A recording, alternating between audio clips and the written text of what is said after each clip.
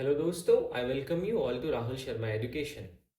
दोस्तों, अपने इस करंट अफेयर्स की सीरीज में हमने जून 2024 तक के करंट अफेयर्स को कवर कर लिया था और ये करंट अफेयर्स हमारे इन्वायरमेंट और इकोलॉजी के पॉइंट ऑफ व्यू से इम्पॉर्टेंट थे।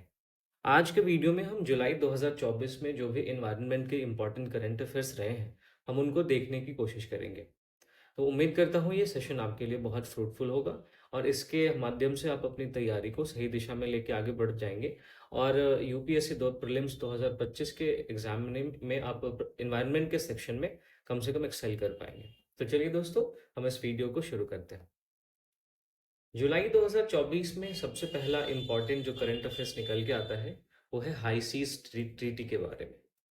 तो करंट में ये चर्चा में इसलिए रहा था क्योंकि इंडिया में कैबिनेट ने biodiversity beyond national national jurisdiction यानी बीबीएनजे, जिसको कि हाई सीज ट्रीटी के नाम से भी जाना जाता है, तो इसको अप्रूव कर दिया है। अगर हम हाई सीज के बारे में बात करें तो हाई सीज दोस्तों हमारे नेशनल ज्यूरिसडिक्शन के बाहर के ऐसे एरियाज होते हैं जो सी में होते हैं। तो हाई सी जो है ये आपका लगभग 64% है पूरी दुनिया के वाटर का, इसलिए इसको ग्लोबल कॉमन्स के नाम से भी जाना जाता है। अब हाई सीज एक ऐसी जगह है जहां पे सभी इक्वल राइट को एंजॉय करते हैं, चाहे वो नेविगेशन में हो, ओवरसाइट में हो, इकोनॉमिक एक्टिविटीज में हो। तो इन तीनों एस्पेक्ट में जितने भी लोग हैं या जितने भी देश हैं, वो सब इक्वल राइट को एंजॉय करते हैं हाई सीज में। ये आपको ध्यान में रखना है। अगर हम बायोडाइवर्सिटी बियॉन्ड नेशनल जुरिस्डिक्शन इसकी बात करें तो ये यूएन क्लॉज, जिसको हम United Nation Convention on laws of seas कहते हैं, इसके अंदर एक ट्रीटी है। अगर हम यूएन क्लॉज की बात करें तो ये एक इंटरनेशनल लॉ है जिसको 1982 में अडॉप्ट किया गया था, लेकिन ये 1984 में फोर्स में आया था। इसमें राइट्स और ड्यूटीज को डिफाइन किया गया है अलग अलग देशों के द्वारा जो निभाए जाने हैं, जो भी वो एक्टिविटी ओशन में करते हैं उसके रिगार्डिंग। ठीक है, तो इसको मैं एक बार फिर से समझाता हूँ। कोई भी देश ओशंस में जिस तरीके की अपनी एक्टिविटी करता है, तो किसी भी देश के क्या राइट्स हैं इस एक्टिविटी को लेके और उसकी क्या ड्यूटीज है इस एक्टिविटी को लेके, इसी को डिफाइन करने का काम यूएन क्लॉज करता है। साथ ही यूएन क्लॉज डिफरेंट जोन्स को भी मार्क करता है, जो कि हम देख सकते हैं अपने स्क्रीन पे, आप अपने देख सकते हैं। सबसे पहले हम देखते हैं टेरिटोरियल सी। टेरिटोरियल सी हमारे बेस लाइन से 12 नॉटिकल माइल्स तक का एरिया होता है। यहाँ पे हमारे देश के जितने भी कानून हैं ये सभी लागू होते हैं। हमारे देश मतलब किसी भी देश का जो टेरिटोरियल सी का इलाका होता है, उस इलाके में उस देश के जितने भी कानून हैं वो सभी लागू होते हैं। फिर अगला, बेस लाइन से अगर हम 24 नॉटिकल माइल्स तक जाएंगे तो इसको हम कॉन्टिग्यूअस जोन कहते हैं। कॉन्टिग्यूअस जोन में कुछ गिने चुने ही ऐसे कानून होते हैं जो कॉन्टिग्यूअस जोन में लागू होते हैं। ठीक है, फिर अगला है एक्सक्लूसिव इकोनॉमिक जोन, जो कि बेस लाइन से 200 नॉटिकल माइल्स तक फैला होता है। यहाँ पे हमको इकोनॉमिक एक्टिविटी करने का एक्सक्लूसिव राइट है, ये आपको ध्यान में रखना है। यहाँ पे एक्सक्लूसिव इकोनॉमिक जोन में हमारे जो मेन लैंड के लॉ है वो लागू नहीं होते। और इस एक्सक्लूसिव इकोनॉमिक जोन के आगे हमारा हाई सी आ जाता है। तभी तो मैंने आपको बताया कि जितने भी ग्लोबल वाटर्स हैं उनका 64% हाई सीज के तहत आता है, इसलिए इसको हम ग्लोबल कॉमन्स भी कहते हैं। तो ये आपको ध्यान में रखना है। तो आपने टेरिटोरियल सी, कॉन्टिग्यूअस जोन और एक्सक्लूसिव इकोनॉमिक जोन, ये जो तीन कैटेगरी पढ़ी होगी आप अपनी जोन्स की, वो यूएन क्लॉज के द्वारा ही डिफाइन है, ये आप ध्यान में रखेंगे। तो ये था दोस्तों हमारा पहला इंपॉर्टेंट न्यूज। अब हम बात करने वाले हैं लैंडस्लाइड्स के बारे में। देखिए लैंडस्लाइड होता क्या है। तो लैंडस्लाइड किसी मटेरियल का मास मूवमेंट है। अब ये मटेरियल रॉक भी हो सकता है, अर्थ का डिब्री भी हो सकता है ना। और ये जो मूवमेंट होता है ये ग्रेविटी के अंदर होता है, ग्रेविटी से इन्फ्लुएंस होता है। आप इस पिक्चर में देख पा रहे होंगे कि यहाँ के मटेरियल्स नीचे बह के ग्रेविटी के इन्फ्लुएंस में नीचे आ रहे हैं, हम उसी को लैंडस्लाइड्स कहते हैं। अगर हम इंडिया के कॉन्टेक्स्ट में बात करें तो इंडिया में मैंने आपको शायद जनवरी या फरवरी के महीने में एक इंडिया लैंडस्लाइड ससेप्टेबिलिटी मैप के बारे में बताया था। आप उस वीडियो को मेरे यूट्यूब चैनल के प्लेलिस्ट में जाकर विजिट कर सकते हैं, जहाँ पे आपको बहुत सारे और भी इंपॉर्टेंट न्यूज़ मिलेंगे। तो वहाँ पे मैंने इंडिया लैंडस्लाइड ससेप्टेबिलिटी मैप के बारे में बहुत डिटेल में डिस्कस किया है। तो अगर इस मैप के हिसाब से हम देखें तो इंडिया का लगभग 13.17% जो एरिया है वो लैंडस्लाइड के लिए ससेप्टेबल है, यानी वहां पे लैंडस्लाइड आने की संभावना है। और सिक्किम हमारे देश में ऐसा राज्य है जहां पे सबसे ज्यादा लैंडस्लाइड ससेप्टेबिलिटी देखने को मिलती है और ये 57.6% है। अगर हम लैंडस्लाइड के कॉजेस की बात करें तो लैंडस्लाइड के हमारे दरअसल देश में दो एरियाज हैं। एक तो वेस्टर्न घाट है, दूसरा हिमालयन रीजन है। तो इन दोनों ही जगहों पर अलग अलग कारणों की वजह से लैंडस्लाइड्स होते हैं। जैसे अगर हम वेस्टर्न घाट्स की बात करें तो यहाँ पे हेवी माइनिंग एक्टिविटीज बहुत ज़्यादा होती है, उसकी वजह से लैंडस्लाइड्स होते हैं। फिर डिफॉरेस्टेशन फॉर सेटलमेंट्स, यानी कि लोगों को बसाने के लिए जब डिफॉरेस्टेशन किया जाता है या फिर रोड कंस्ट्रक्शन के लिए डिफॉरेस्टेशन किया जाता है, तो इसकी वजह से भी वेस्टर्न घाट्स में हमें लैंडस्लाइड्स देखने को मिलते हैं। फिर एंथ्रोपोजेनिक एक्टिविटीज जो है वो एनोमेलस स्लोप को क्या करते हैं, राइज दे देते हैं। इससे क्या होता है, अभी कोई ढाल इतना है, अगर इसी ढाल को किसी एंथ्रोपोजेनिक एक्टिविटी के कारण ये ढाल ऐसे हो जाए तो यहाँ पे ग्रेविटी का इन्फ्लुएंस बढ़ जाता है ना। तो ऐसे स्थिति में लैंडस्लाइड होने की संभावना भी बढ़ जाती है। फिर देखते हैं कि हेवी रेनफॉल के कॉन्सेंट्रेशन के कारण भी यहाँ वेस्टर्न घाट में लैंडस्लाइड्स हमें देखने को मिलता है। फिर वेस्टर्न घाट्स में विंड मिल प्रोजेक्ट्स हैं, उसके कारण भी हमें लैंडस्लाइड देखने को मिलता है। तो आप देख सकते हैं ये वेस्टर्न घाट में लैंडस्लाइड के हमने कॉजेस के बारे में देखा। अब हम हिमालयन रीजन में देखते हैं कि हिमालयन रीजन में लैंडस्लाइड आने का क्या कारण है।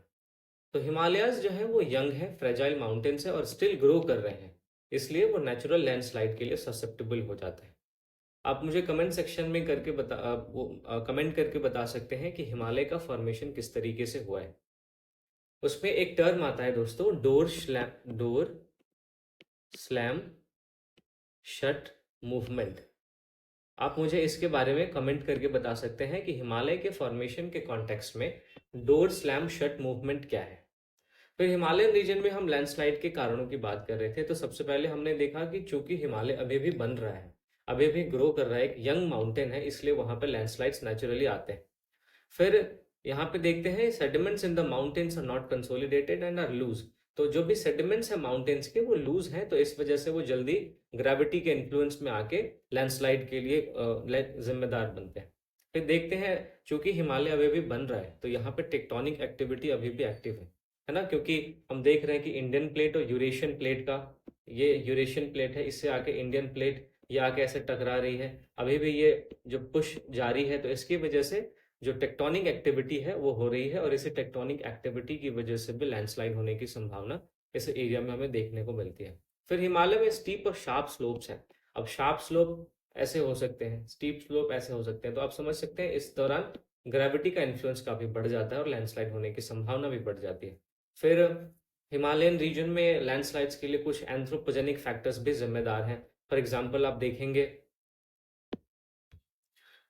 आप देखेंगे कि झूम कल्टीवेशन होता है, डिफॉरेस्टेशन होता है ना, तो इन सब की वजह से भी लैंडस्लाइड हमें देखने को मिलता है। चलिए, तो ये हमारा दोस्तों लैंडस्लाइड के बारे में इंपॉर्टेंट न्यूज़ था। अगला इंपॉर्टेंट न्यूज़ हम देखते हैं इंटरनेशनल सोलर अलायंस के बारे में। अब दोस्तों इसके बारे में मैंने अपने जून के करंट अफेयर्स में बहुत डिटेल में डिस्कस किया है। वहां पे मैंने आपको बताया था कि स्पेन 99th मेंबर बना था और जुलाई में देखते हैं कि पराग्वे को 100वां मेंबर आईएसए का बना दिया गया है। तो इस वजह से आईएसए हमारे लिए इंपॉर्टेंट हो जाता है। और आईएसए के बारे में जितने भी स्टैटिक इंफॉर्मेशन है वो आप मेरे उस पिछले वीडियो में जाके आप देख सकते हैं। मैंने आपको वहां पे आईएसए के बारे में बताया है कि इसको क्यों बनाया गया था, इसके कौन कौन से इनिशिएटिव्स चल रहे हैं। For example one world one sun ऐसा करके कुछ एक इनिशिएटिव था आईएसए का, तो ये सारी चीजें मैंने वहां पर डिस्कस की है। तो इसका आप मेरे यूट्यूब के प्लेलिस्ट में जाके उस वीडियो को अच्छे से विजिट कर सकते हैं, उसको एंजॉय कर सकते हैं। नेक्स्ट इंपॉर्टेंट न्यूज दोस्तों ग्रेट इंडियन बस्टर्ड के बारे में। तो ये चर्चा में इसलिए रहा था क्योंकि ministry of environment forest and climate change ने ग्रेट इंडियन बस्टर्ड के रिकवरी प्रोग्राम के लिए फंड्स को अप्रूव कर दिया है। अब ये ग्रेट इंडियन बस्टर्ड का जो रिकवरी प्रोग्राम है वो 2024 से 2029 तक चलेगा। मैं आपको बता दूं कि ये जो प्रोग्राम है वो इसका सेकेंड फेज है। पहला फेज 2016 से 2020 से 2023 तक चला था। आप इसका एक बारी डेट देख लेंगे गूगल पे जाके, ये दूसरा फेज है, ये आप ध्यान में रखेंगे। फिर देखिए कि बस्टर्ड रिकवरी प्रोग्राम के बारे में हम बात करते हैं। तो बस्टर्ड रिकवरी प्रोग्राम जो है वो ग्रेट इंडियन बस्टर्ड और लेसर फ्लोरिकन, ये भी एक पक्षी है जिसकी तस्वीर आप ये देख सकते हैं, ये है लेसर फ्लोरिकन। तो इन दोनों को कवर करता है बस्टर्ड रिकवरी प्रोग्राम और इन दोनों के प्रोटेक्शन की बात करता है। तो बस्टर्ड रिकवरी प्रोग्राम को शुरू किया गया था 2013 में और पहला बस्टर्ड रिकवरी प्रोग्राम का जो फेज था वो 2016 से लेके 2020 तक चला था या ऐसे चला था। मैं जैसा कि मैंने आपको बोला, आप एक बार गूगल पे चेक कर लें। फिर उसके बाद हम बात करते हैं अगर ग्रेट इंडियन बस्टर्ड के बारे में। तो ये हमारे इंडियन सब कॉन्टिनेंट के एंडेमिक है, यानी कि यहीं पे पाए जाते हैं, ये स्थानिक है। इंडिया के अलग अलग स्टेट्स की बात करें तो ये राजस्थान और गुजरात में मेनली कन्फाइंड है, यानी कि सबसे ज़्यादा ये राजस्थान और गुजरात में पाए जाते हैं मेनली। इसके अलावा और भी देश है, और भी राज्य हैं, जैसे आंध्र प्रदेश हो गया, तो इन राज्यों में भी पाए जाते हैं, बट मोस्टली ये कन्फाइंड है राजस्थान और गुजरात में। ठीक है। फिर ग्रेट इंडियन बस्टर्ड एक ओमनीवोरस बर्ड है। ओमनीवोरस ऐसे होते हैं जो मीट खाते हैं, मांस खाते हैं, मांसाहारी हम इसको हिंदी में कहते हैं। ठीक है।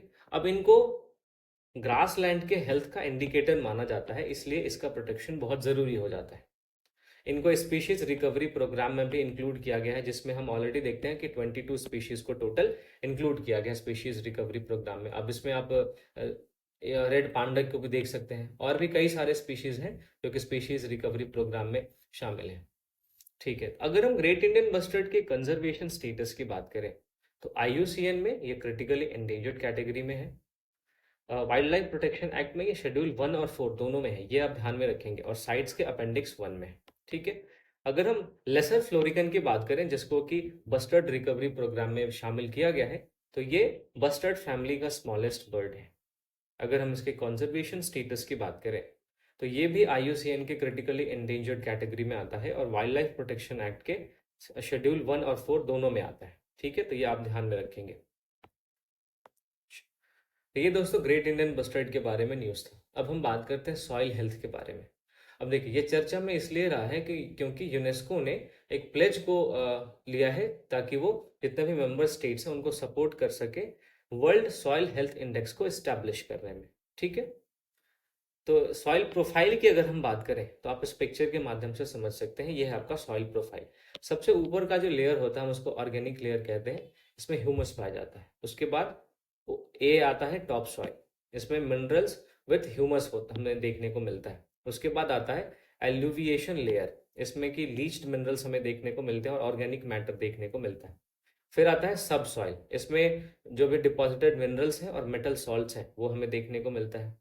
फिर आता है सी फॉर पैरेंट रॉक, इसमें हम देखते हैं कि पार्टली वेदर्ड रॉक हमें देखने को मिलते हैं, और लास्ट में हमारे सबसे नीचे आता है बेड रॉक, जो कि अनअर्थ पेरेंट रॉक है।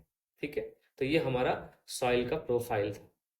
अब देखिए, यहाँ पे चूंकि सॉइल प्रोफाइल चर्चा में है, तो आपका ये रिस्पॉन्सिबिलिटी बनता है कि आप जाके इस लेक्चर के बाद भारत में कितने टाइप के सॉइल्स पाए जाते हैं उसको रिवाइज करें। सॉइल के बारे में जितनी भी इंफॉर्मेशन है कि उनका फॉर्मेशन क्या होता है, उनका कितना कौन कौन से उसका टाइप है, ये सब आप जाकर रिवाइज करें, आपकी जिम्मेदारी बनती है। इससे क्या होता है, करंट के साथ साथ आपका स्टैटिक पोर्शन भी साथ साथ कवर होता रहता है। अगला इंपॉर्टेंट न्यूज दोस्तों वर्ल्ड फॉरेस्ट 2024 रिपोर्ट से रिलेटेड है। अगर हम इस रिपोर्ट की बात करें तो इस रिपोर्ट को FAO यानी फूड एंड एग्रीकल्चरल ऑर्गेनाइजेशन, जो कि UN की एक एजेंसी है, इसने रिलीज किया है।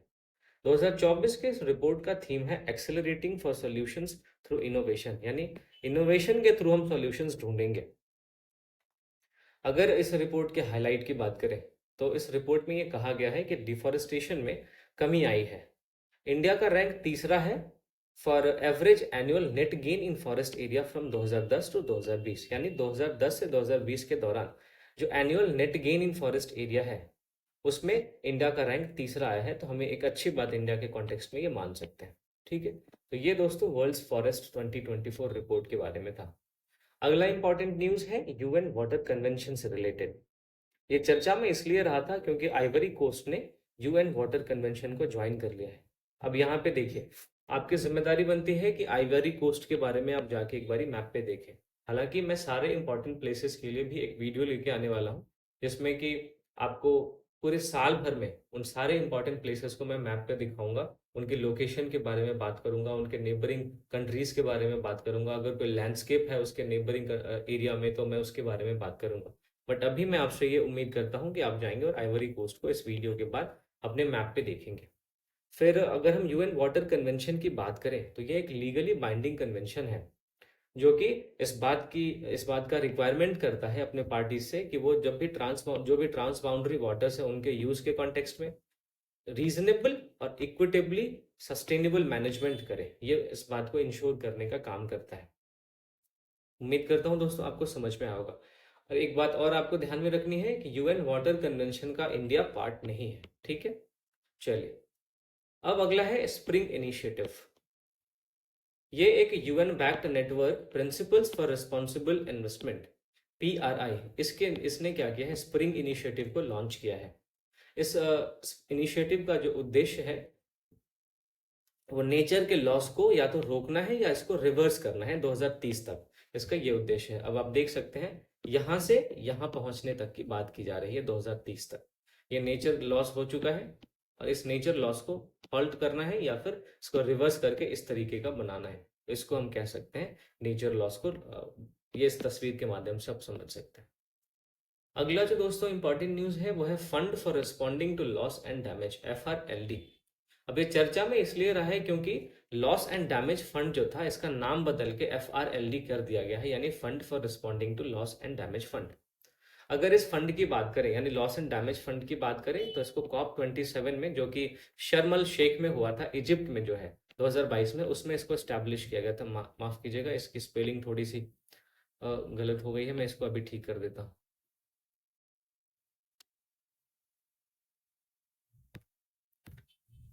तो ये दोस्तों, ये हमने उसके लॉस एंड डैमेज फंड के बारे में देखा। अब लॉस एंड डैमेज फंड का जो पर्पस है वो डेवलपिंग कंट्रीज को हेल्प करना है, और ताकि जो भी उनको नेचुरल डिजास्टर से लॉस हुए हैं, डैमेज हुए हैं, उनको कॉम्पनसेट किया जा सके, है ना।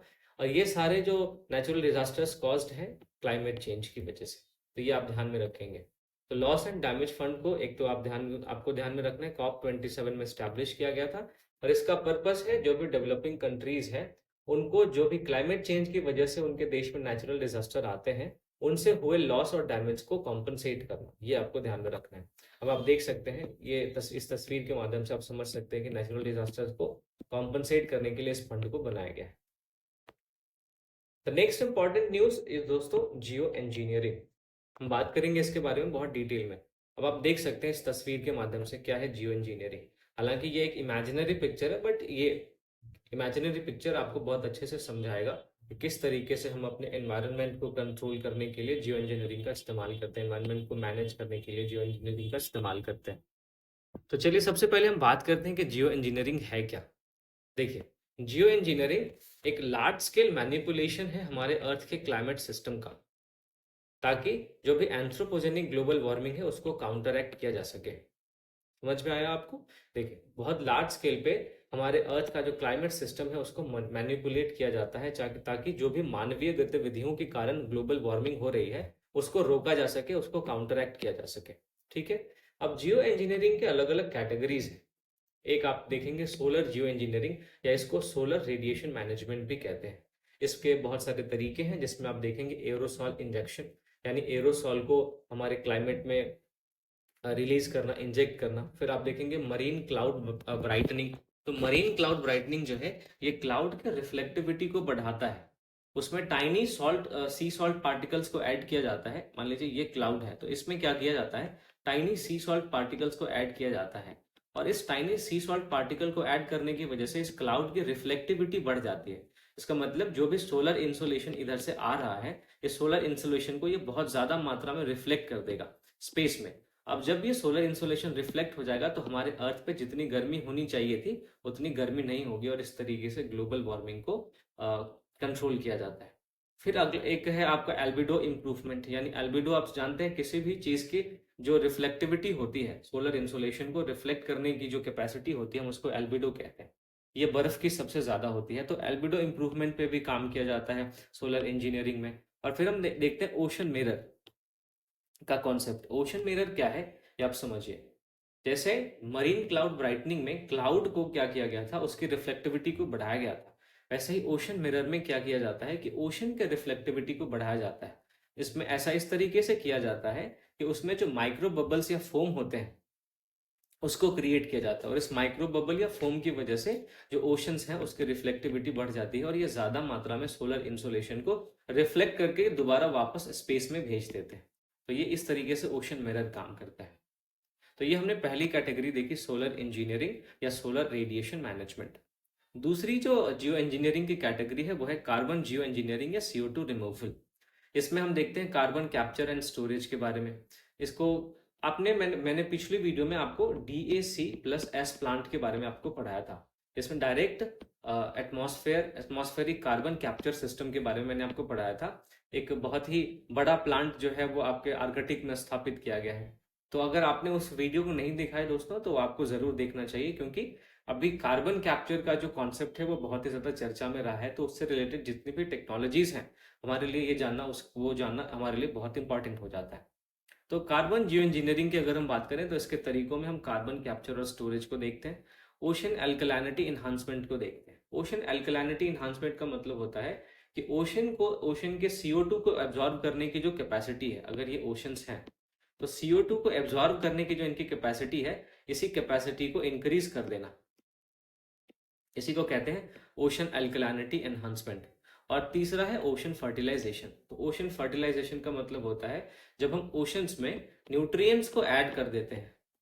न्यूट्रिएंट्स को जब हम ऐड कर देते हैं तो इससे क्या होता है, फाइटोप्लैंक्टन्स का ग्रोथ बहुत बढ़ जाता है। और ये फाइटोप्लैंक्टन एटमॉस्फेयर में जो भी एक्स्ट्रा CO2 है, उस CO2 को यूज करते हैं फोटोसिंथेसिस में। तो इस तरीके से जो कार्बन डाइऑक्साइड का कॉन्सेंट्रेशन हमारे एटमॉस्फेयर में है, वो कॉन्सेंट्रेशन कम होता है। हम इसी को ओशन फर्टिलाइजेशन कहते हैं।